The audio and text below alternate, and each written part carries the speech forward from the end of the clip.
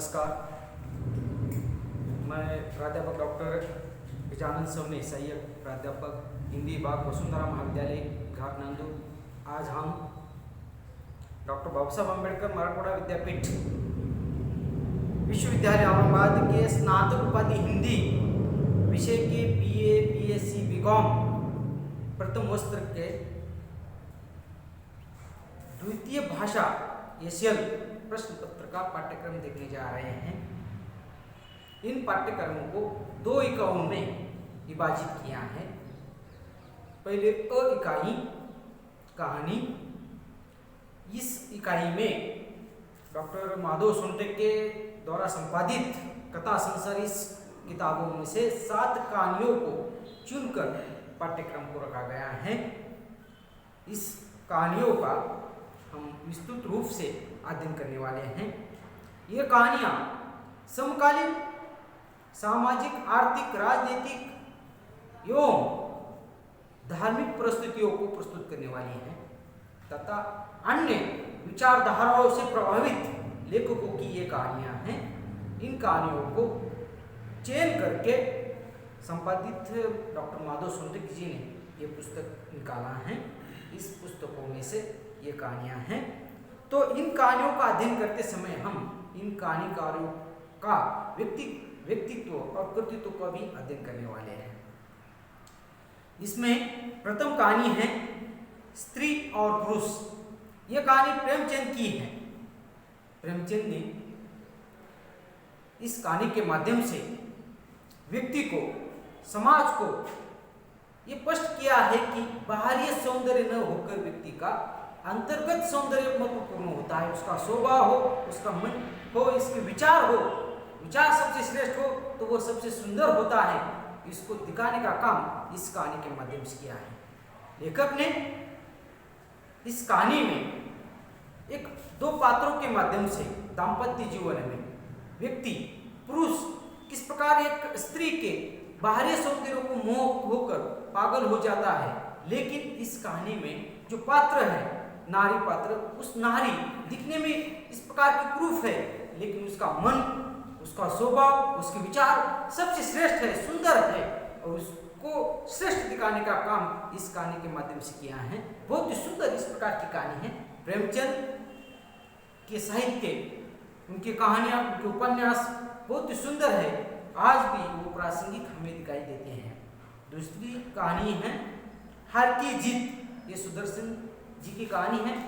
सुदर्शन जी ये महात्मा गांधी के एक राजनीतिक और आज़ादी के आंदोलन के समय के कहानीकार हैं। महात्मा गांधी के विचारों का प्रभाव उन पर रहा है। सुदर्शन जी ने एक इस प्रकार से कहानी को स्पष्ट किया है कि हार की जीत, इन्हें हारने वाला व्यक्ति भी जीत जाता है। जिस प्रकार हम देखते हैं कि शाहरुख खान का पिक्चर है, हम जिसे बाजीगर कहते हैं, हारने वाले को भी बाजीगर कहा जाता है। उसी प्रकार की यह कहानी है। इस कहानी के माध्यम से उन्होंने एक साधु का पात्र चयन करके एक इस प्रकार डाकू के विचारों को प्रवृत्त करने का काम इस कहानी के माध्यम से किया है। जिस प्रकार महात्मा गौतम बुद्ध ने अंगुलीमाल के विचार को परिवर्तित किया था। जो अंगुलीमाल व्यक्ति को व्यक्ति न मानकर एक साधन मानता था, उसे मार देता था, लेकिन उनके विचारों को परिवर्तित करने का काम किस प्रकार किया, उसी प्रकार सुदर्शन जी ने इस कहानी के माध्यम से वो डाकू खड़क सिंह को अपने विचारों से इस प्रकार प्रवृत्त करके हार की जीत इस कहानी में प्रवृत्त किया है। बहुत ही सुंदर इस प्रकार की कहानी है और यह कहानी हमारे जीवन में आने वाले अनेक संकटों को, समस्याओं को सुलझाने का काम करती है। इसीलिए संपादित माधव सोनटेक जी ने ऐसी कहानियों का चयन किया है इस कहानी संग्रह में, जो व्यक्ति के जीवन हो या अन्य सामाजिक जीवन हो उससे जुड़ने वाली कहानियों को चयन किया है, जिससे आने वाला कल आप जैसे छात्रों को इस प्रकार की अड़चनी को, समस्याओं को सुलझा जाए। इस कहानी को अध्ययन करने के बाद नेक्स्ट कहानी है 2 बातें। ये भगवती चरण वर्मा जी की कहानी है। भगवती चरण वर्मा एक ऐतिहासिक कहानीकार है। एक इतिहास का संदर्भ लेकर कहानी लिखते हैं। इतिहास के कुछ इस प्रकार के बिंदुओं को लेकर उन्होंने कहानियां लिखी हैं। अनेक इस प्रकार के ऐतिहासिक संदर्भों को लेकर उन्होंने अनेक विचार प्रकट करने का काम किया है। 2 वाक्य ऐसी ही ये कहानी है ये लखनऊ शहर की कहानी है और लखनऊ शहर में उस समय प्रस्थापित इस्लाम धर्मियों की इस प्रकार सत्ता थी और उसमें किस प्रकार का शोषण, अन्याय और लालची लोग थे उनको चित्रित करने का काम दो वाक्य इस कहानी के माध्यम से भगवती चरण वर्मा जी ने किया है। गौरी ये कहानी हम देखने वाले हैं। गौरी बहुत ही सुंदर इस प्रकार की कहानी है। इसकी लेखिका है सुभद्रा कुमारी चौहान, जिन्होंने अपने भारत देश के आज़ादी आंदोलन में एक इस प्रकार की क्रांतिकारी महिला होकर सामने आई हुई और वो लेखिका है। और इस कहानी के माध्यम से लेखिकी ने, इस कहानीकार ने गौरी के माध्यम से किस प्रकार आज़ादी को इस प्रकार मोटिवेट करने का काम किया है। इस गौरी के माध्यम से, इस प्रकार एक महिला के माध्यम से काम किस प्रकार आज़ादी में सहभागी हो सकती है, इसको निर्देशित करने का काम इस कहानी के माध्यम से सुभद्रा कुमारी चौहान जी ने किया है। नेक्स्ट कहानी है पंचलाइट। ये फणीश्वरनाथ रेणु की कहानी है।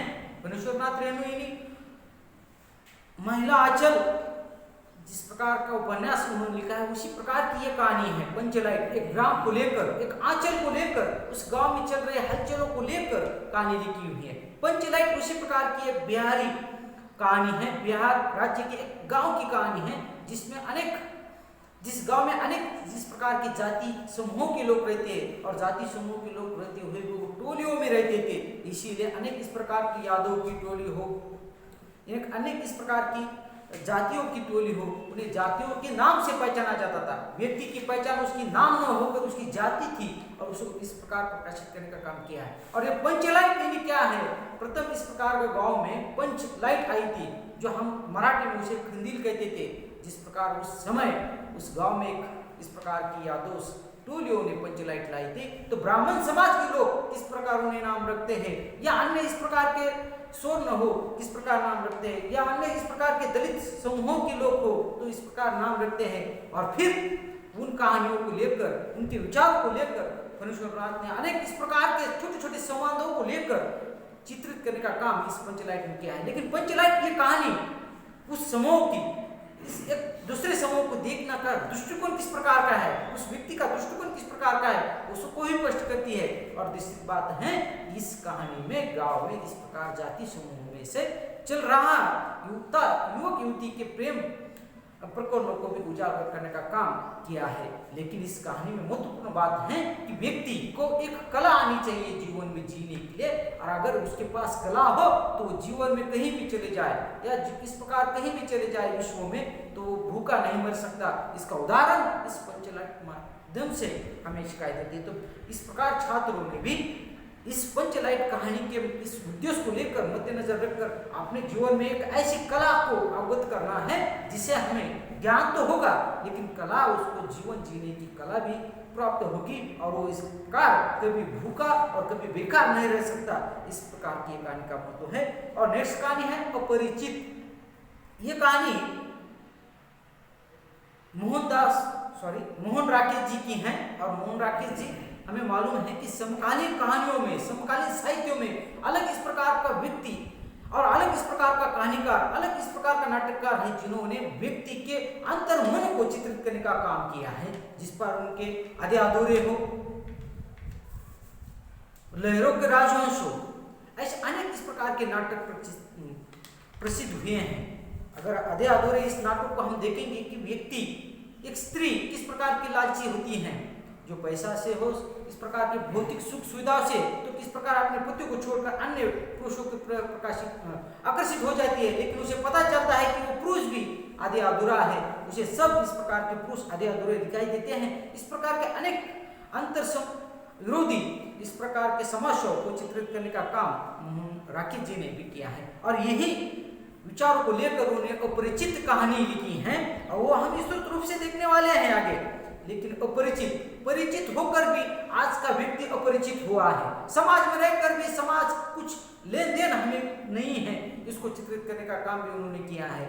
इस कहानी में दाम्पत्य जीवन को चित्रित करने का काम मोहन राकेश जी ने किया है। पति पत्नी होकर भी, एक घर में होकर भी वो किसी इस प्रकार से विस्तृत रूप से चर्चा नहीं करते हैं। और एक ट्रेन के माध्यम से, सफर के माध्यम से इस प्रकार चित्रित करने का काम इस कहानी में किया है। और ट्रेन में चल रही एक पुरुष और स्त्री की वार्तालाप को इस प्रकार चित्रित करते हैं। और एक स्त्री वो एक पत्नी है और एक पुरुष वो भी एक पति हैं, लेकिन उनमें इस प्रकार अपने पति के प्रति किस प्रकार विचार है और उस पत्नी का अपने पति के प्रति किस प्रकार के विचार है, उसको संवाद के माध्यम से चित्रित करने का काम मोहन राकेश जी ने स्पष्ट किया है। और इस कहानी में किस प्रकार मोड़ लिया है कि आधुनिक इस प्रकार के चल रहे परिवर्तनों को और मानसिकता को चित्रित करने का काम इस कहानी के माध्यम से मोहन राकेश जी ने किया है। बहुत ही सुंदर इस प्रकार की 7 कहानियां माधव सोलंकी जी ने संपादित किए। कथा संसार इस किताबों से हमें पढ़ना है, अध्ययन करना है, बहुत ही सुंदर है।